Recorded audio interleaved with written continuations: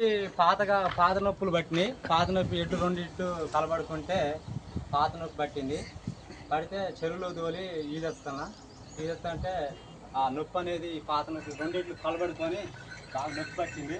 ఆ నొప్పి వల్ల ఈ రెండిట్లు పుట్టుకున్నాయి. దానికాడికి ఎందుకు అయితే ఈ రెండిట్లు పుట్టుకోవడం వల్ల పాత నొప్పి పట్టితే చెరువులో తోలితే ఈస్తే నొప్పి అనేది పోయిందన్న. ఇది గిత్తని ఏంటంటే పొడుచుకోవడం వల్ల నొప్పి పెట్టినాయి అని చెరువులో తెచ్చిపోయి ఈది ఇచ్చినవా? ఈత నొప్పి మంచిగా నడిచిందా?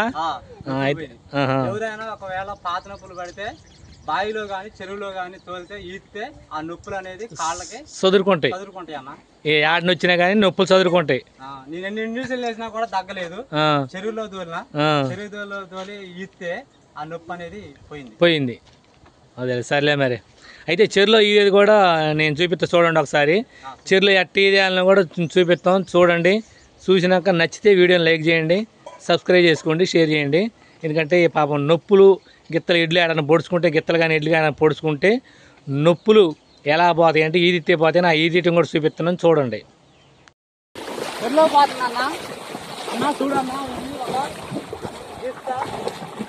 ఎలా పోయిద్దో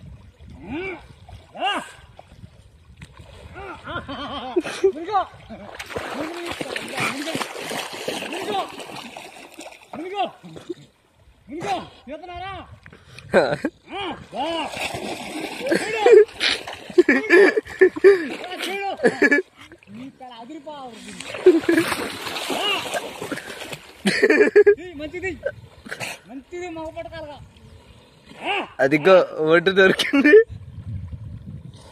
దా